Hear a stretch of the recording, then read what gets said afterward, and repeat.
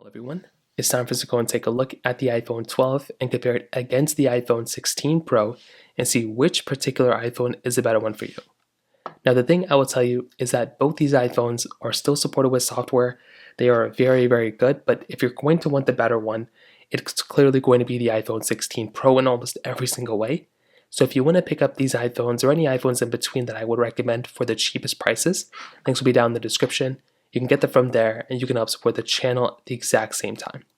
Now, starting off with the outside of both these iPhones, the outside of the iPhone 12 is still very interesting because it is an iPhone that still holds up very, very well. The iPhone 12 on the front, which came out back in 2020, is giving you a 6.1-inch Super Retina XDR OLED display, and it still is a very good looking panel. This thing is 60 Hz.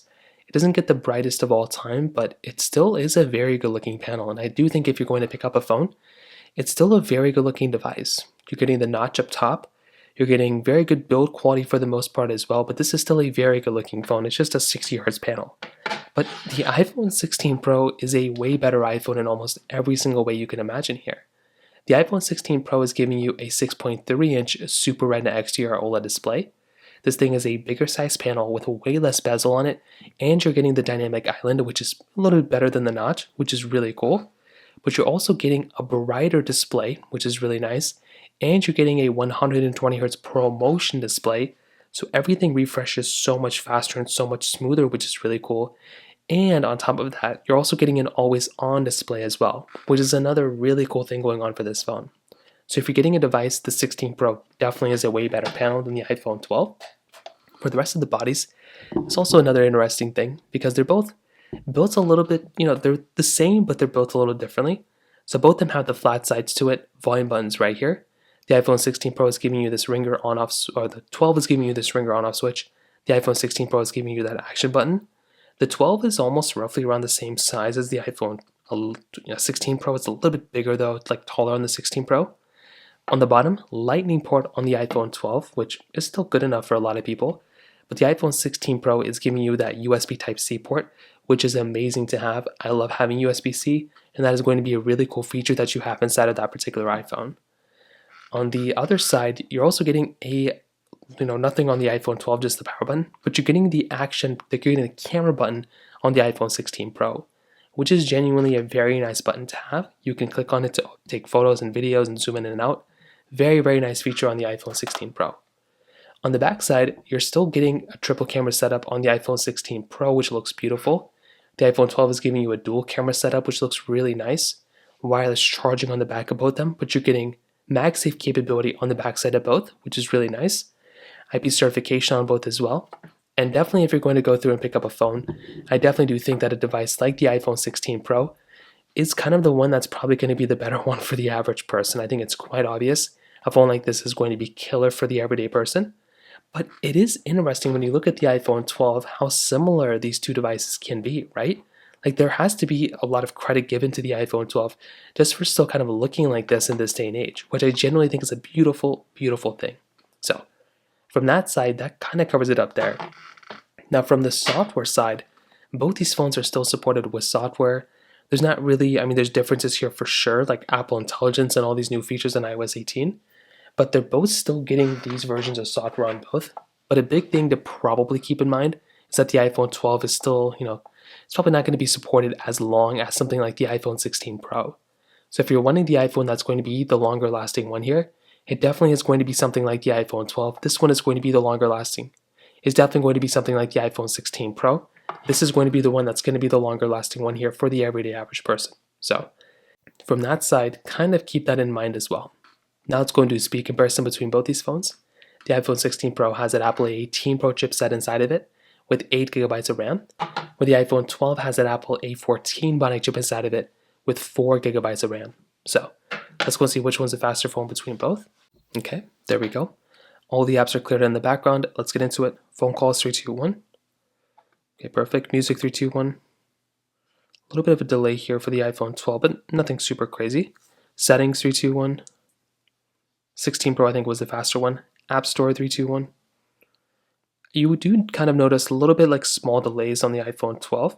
Podcast 3, 2, 1. Yeah, there's like small things. Apple TV 3, 2, 1. like bigger difference there. News 3, 2, 1. So a little bit of a delay there on the iPhone 16 Pro. I accidentally clicked it a little bit later, but even then it was quicker to load up on that button at the bottom than the iPhone 12, which is actually pretty crazy. Mail 3, 2, 1. Again, the iPhone 16 Pro is the faster one there. Totally messed up this comparison already by hitting my phone. Camera 3, 2, 1. Okay, about the same thing too. We do have some other apps, but I do want to jump into these third-party apps. Thank you 3, 2, 1. Okay, and again the iPhone 16 Pro, without a doubt, definitely the faster one there as well. Snake versus Blocks 3, 2, 1. And with this particular application, you can see again the iPhone 16 Pro definitely was the faster one there for sure. Hopping out of here, Temple Run 2, 3, 2, 1. And I do notice every time I click on a game on the iPhone 12, it is taking like an extra second. I would never notice that if I was looking at this phone separate, but now that I'm comparing it against the fastest iPhone, I do notice that there's a little bit of a few differences here and there. But I will tell you, the 16 Pro, if this is the fastest iPhone, it doesn't really seem to me that there's like such crazy big differences here that you have to upgrade. It genuinely does not seem like that, and I think the iPhone 12 is still very much surprising me about how fast of a phone this particular phone is. Snapchat 3, 2, 1. There's big differences, but it's not like as big as you'd probably think, 3, 2, 1. So what I will tell you is that if you're trying to get the faster iPhone, the 16 Pro is the one for you, and it's not even really that close. Like clearly the 16 Pro is the faster one every single time. But the iPhone 12, for, like I said, how old this iPhone is, it still is kind of surprising. Like I think a phone like the iPhone 16 Pro is still very, very surprising. And if you're going to go through and pick up a device, I genuinely don't think you can go that wrong with the iPhone 12 for how old it is from a performance side. But the 16 Pro definitely is the faster one, and the 120 Hz helps it out as well. So that kind of covers it up there too. Now, in terms of the camera side of things, they both have, a different type of camera. The iPhone 16 Pro triple camera setup, iPhone 12 dual camera setup. Now you're able to do 4K at 60 on the front and the back of both, but the iPhone 16 Pro is giving you 4K at 120 frames per second, which is a really big asset, and I do like having this phone like that because it gives you that extra type of capability. Now with the iPhone 12 type of camera, the thing I will still tell you about this type of lens is that it's still pretty solid, right? Like you still have a lot of capability within it. 5x zoom there, 0.5x zoom on the outside, video mode, slow mode, time lapse, in portrait mode and panorama mode. Still a pretty solid type of lens and a very solid type of camera. And if you are going to go pick up a phone, it's not bad. Like it's still a pretty solid camera. However, when compared to something like the iPhone 16 Pro, it's not really that fair because you are missing out on a lot of different things.